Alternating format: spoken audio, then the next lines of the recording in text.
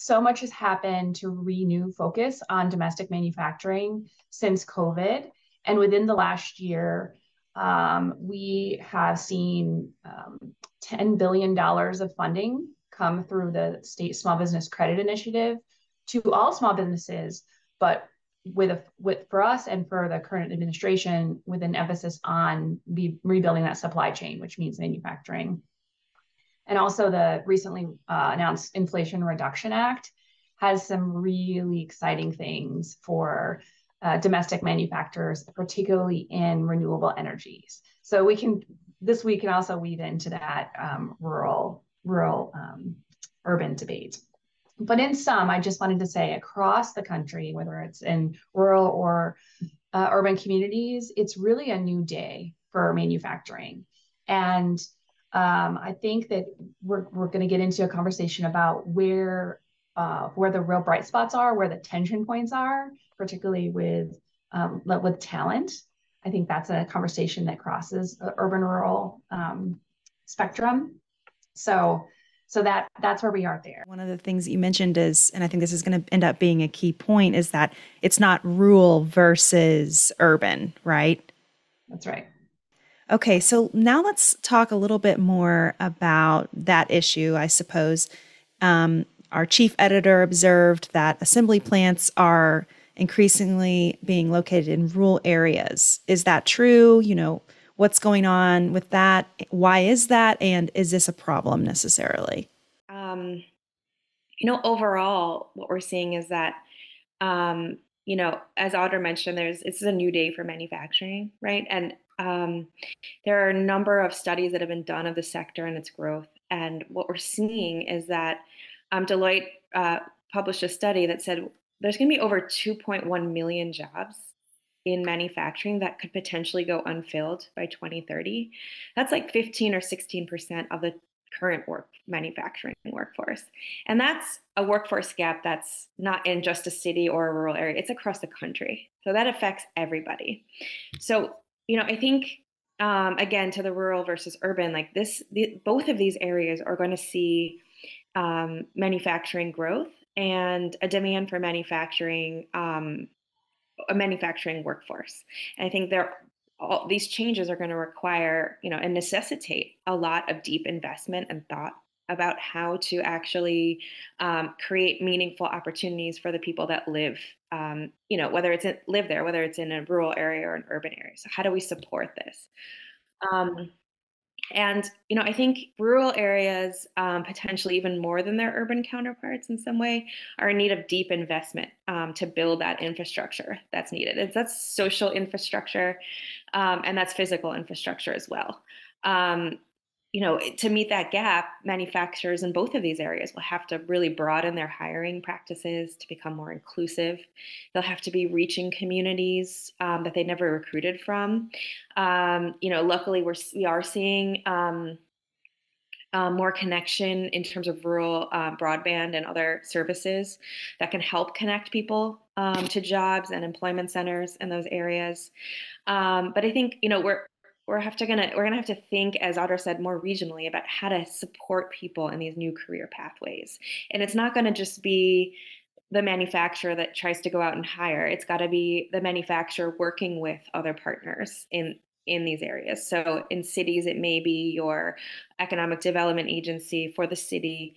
It may be the county-wide agency. It may be community colleges. It could be community-based organizations, churches that are serving rural communities and are can be responsive and adaptive to people's needs.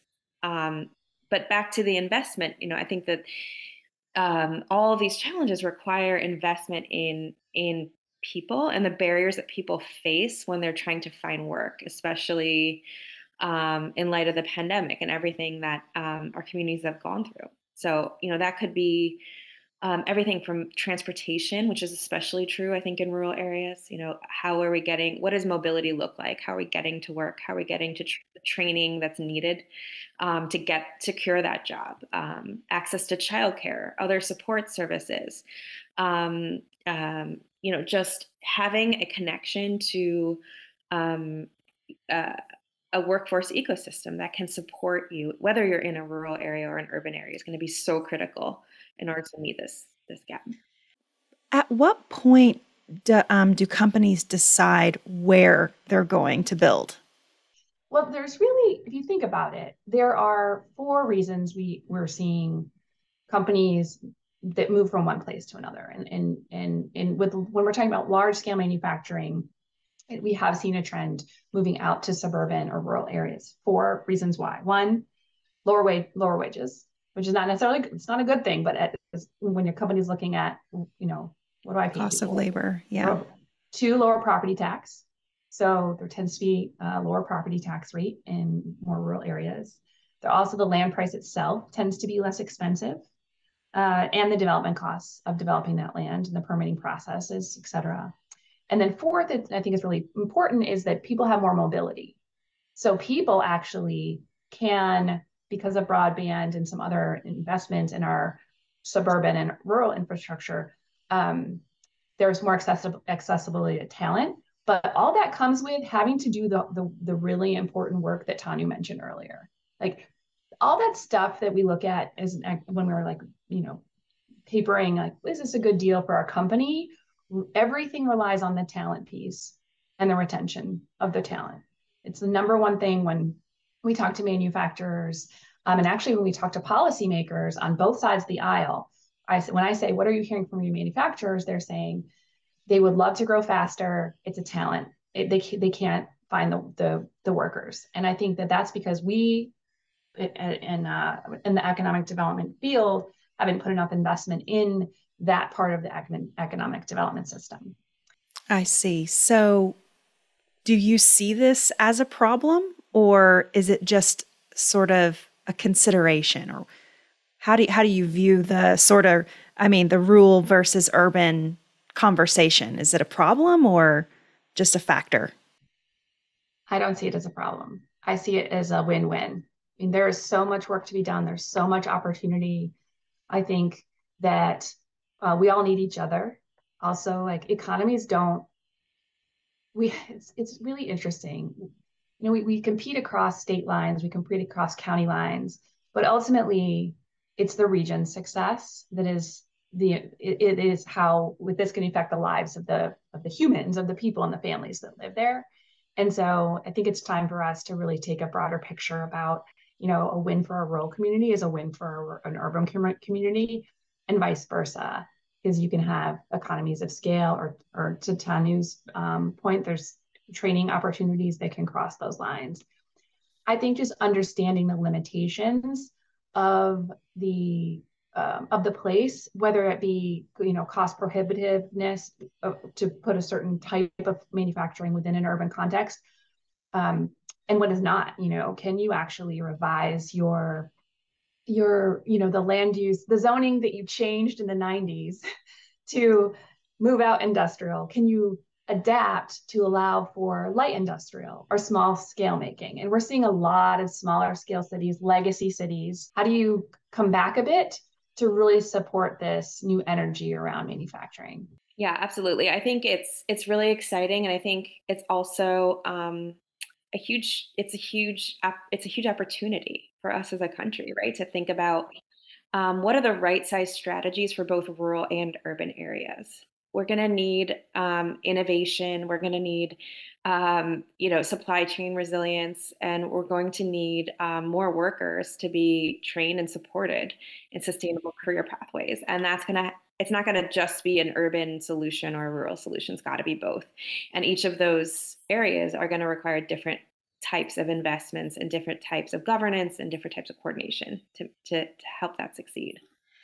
That's interesting. Audra listed, some of the benefits or reasons why a company might build in a rural area. What are some of the benefits to building in an urban one?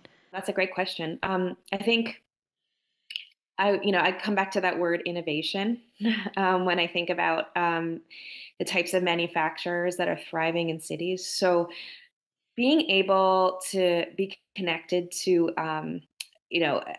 a city where there's the arts, where there's cutting edge research happening, where there are other manufacturers, other people that are producing things that you can kind of innovate your own product or get new ideas from. That's really just, it's a lot of kind of, um, it's all of the kind of components of what makes manufacturing so exciting and so cutting edge. People are constantly reinventing and being in proximity to both the research and development and the new ideas, but then also your market. So the places where you're able to, prototype something quickly and maybe, highlight it in a pop up that's happening. So it's not a deep investment, a deep time commitment, but you're able to get kind of real time feedback and then go back and innovate your product again. All of those networks and all of those connections can happen so easily in urban areas where there's just a diversity of activity and that density that can support it.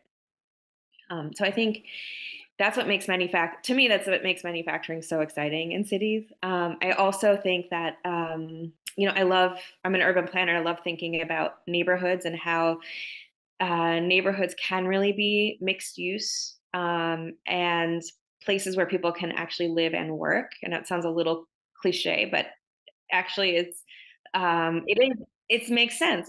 People want to be able to walk to work or be in close proximity to work and be able to be in close proximity to good jobs. And that's what manufacturing has provided in the past and what it continues to provide. And I think when it can be integrated through smart land use, through smart urban design in neighborhoods, it really can become part of that fabric that's so valuable, to creating these neighborhoods where people are able to, really live, work, raise children, and have all of those things in close proximity.